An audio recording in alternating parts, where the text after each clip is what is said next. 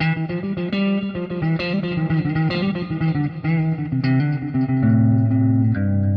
name is Yusuf Saleh.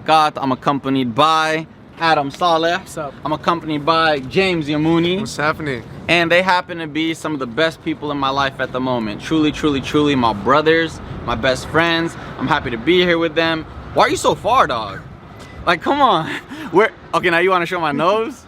So basically, we've been like just brainstorming every single day on ideas and like beliefs and love and all this stuff, and we're just on really good frequencies right now. And there was something we talked about on our rooftop right now on the balcony of our hotel room, and I was like, you know what, guys, I have to share it with you guys. So the truth is, we've never openly discussed this. Never, ever. I don't think we ever did. We just kept it. We kept it moving. Yeah. We kept it like we stayed in our own lanes. But me and Adam used to hate each other. Dead ass. We used to hate each other. We never spoke. We've never said that. We've never made a video on it. We've never clickbaited on it. We never talked shit about it. But we dead ass used to hate each other. And that's when you know it's real hate. Yeah. You guys really hate each like, other. Yeah. I know for a fact I've met people. Yeah. And I'm able to say I've met people, and they were like, this is before me and him had ever seen each other again. And Adam's name got brought up, and they were like, oh, he talked shit about you when he was here. And I was like, oh, really? What'd he say? I never used to say anything. But I know for a fact people went to him and said, Yusuf used to talk shit about you. Yeah. We did it privately in our own group. We never spoke privately to each other. We never ever had like a convo. The thing is, though, we were young, okay? We were young, and what had happened was we were two of the biggest Arab personalities in the world. Adam's from Yemen, I'm from Palestine, and we both had, like, we both looked alike. He's so much sexier than me, though, and I'm able to say that confidently. But, you know, what happened with us is we were both young, we were both super successful for our ages, and we felt, for whatever reason, that we couldn't both be at the top at the same time because one should be better than the other.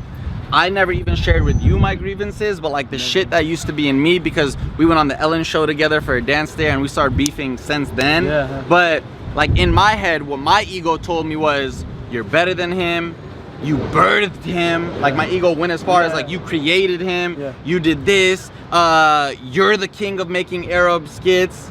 And what was yours? And with my side, it was just like, I don't know, it was just like it just was, you know what it was? Thing no, to you know do. what it was? It was like, as you said before, like my fan base, your fan base, they just automatically hated each other. And when I seen them, like, you know, hating on each other, it just made me like, oh man, like fuck that shit, you know. But to the defense but of yeah, the gangs, the other squads. so I like, was also I was resentful towards how good looking he was. Even it went that far. Hatred runs deep, right? And hatred gets you to do some crazy things. And when you have hatred in your heart, you start hating a person for the way he breathes. You could have said something that I say in my videos, but just because you said it, nah, I don't believe in that message, I'm switching. You know, there were people who used to hate me. I'm gonna say it.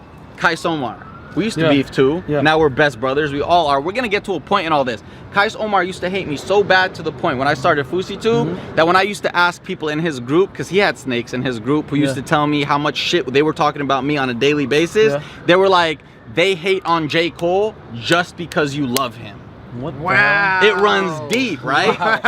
Ego runs deep. How did J. Cole get into this? Exactly. Ego runs deep. But what we recognize, right? What we recognize, and we recognize this on the balcony as we're talking about ideas, and we want you guys to recognize this with any quarrels or beefs or anything you have with anybody.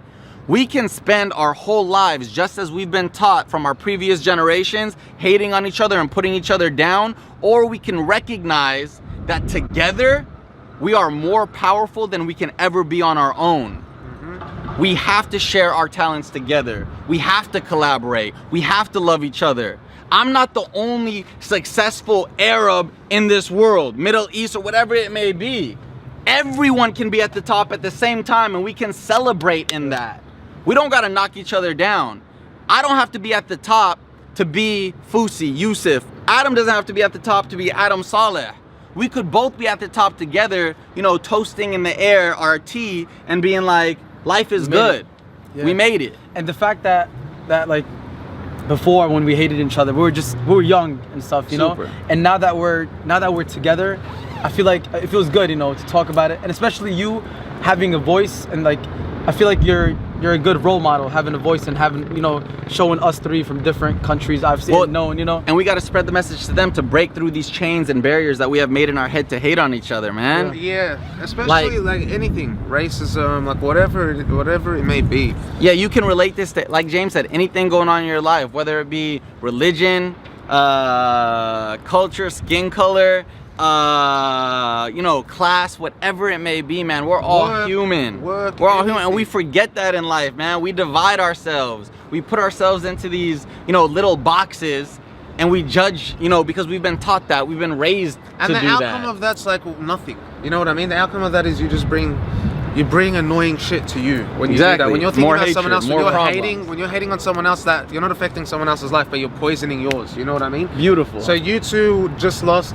How long did that beef last for? A long time. Guys, most of the majority of our career. 5 years of lost. memories that you guys. And I had no clue. Like I didn't really meet him properly, like personally. And when I did, I was like, wow, like you're actually much cooler than like. That's exactly what I was about to say. Yo, so when we finally, I decided in my heart one day, I was on the Roman vs. Fousey tour, and me and Roman were spreading positivity, right? And I genuinely wanted to do it, and I was like, there's no way I can grow and become the person I intend to become if I keep all this hatred that I have for people. So I started knocking people that I hate and fixing that. Kais, Omar, Adam. Damn, you hated him so much he was on a list. Yeah, bro. And who's I'm not this gonna lie. guy? Who's Caius? Our homie. He's on that list. Yo, Caius. what do we call it? What is it? Papa Q? What is his name? You in the bad books, bro. Fuck. Yo, but listen, I invited him to the hotel to see us before, and we were met up in the lobby. And that was the first time we, you know, said what's up. I took a picture, and my heart instantly felt lighter. But not only that, once we started kicking it, literally, if we hadn't let our egos die and kill it and turn all that hate into love, that never would have happened. This never would have happened, and what's to come would never have happened, because we are sharing ideas now together, and it is like so big where we're like, why didn't we realize this sooner? So I hope you guys enjoyed that talk. We just wanted to spread a positive message today. We genuinely hope you listened and enjoyed it. Give this video a big thumbs up if you did. Also, I challenge you guys to comment one point you took away from this video down below, something serious pertaining to the topic we had, because we literally unrehearsed just had a discussion here with you guys, and this is the kind of videos that I want to put out. As I always say now, regardless of the views that it may get, people can say what they will, but however many views this video gets of quality and of substance is worth so many more views than if I were to act obnoxious right now, or do something viral that means nothing. That'll be gone tomorrow. Do something viral that means nothing. Be obnoxious in public like I used to do. Like, I'm not trying to be a hypocrite, act like I didn't do all that. I did anything and everything for attention. I know you did too, because we're in the same lane. Bro, I'm looking at the tram. I think I've done something on that tram. I used to do anything. Oh, all right. Punch me in the face. Let's do this. Let's do this. I'm gonna jump off this. Clickbait this. And then you get stuck in the life of the money, the views. But I didn't want to live that phony lifestyle anymore. So I want a way to come start talking to the youth. Yeah, because I know I listen to your khutbah and I love it, I understand it, but as a person, I know that I have the gift and the ability to connect to the youth and talk to them in ways that's not going to scare them, but it's going to make it fun for them. Not as anything, but just as a brother in Islam. I don't want to get paid for this. I don't want to do anything, because I'm going to spend the rest of my life, inshallah, as a servant to Allah, spreading this message. This is such a beautiful thing. Alhamdulillah. So when I get your card, if you can help me spread things to you, anything. Guys, we just left the masjid. It was a beautiful moment. Yusuf. What about me? It was beautiful in there. We all just prayed together. Alhamdulillah, we're showing all these kids. We're showing all these kids that they can. We want to. Right here. You're all over the place. Right there. Tell him. No, you're there. Guys, we just left the masjid, and none of this, like, I didn't record it with my vlog camera. You told me not to. He told me not to record anything, not to vlog anything. It's private. And while everything was private, I believe there was another like imam or sheikh. I think it was the friend of the sheikh. Yeah, and he saw the moment. You know what? You tell them what the moment is, because you know. So I told Adam and Ahmed while it was happening, I said, please don't record this. So my intention went into it with like pure. Yeah. As soon as I'm done, The sheikh gives me a warm hug. I basically reset my shahada into Islam. I was always a Muslim, but to prove to Allah and like my heart that I'm intentionally trying to come back and do what's right, I wanted to re-say it. There's nothing wrong with that, and the sheikh invited me to say it. But when I get back in the car, Adam goes, Yusuf, the sheikh's friends airdropped me this video.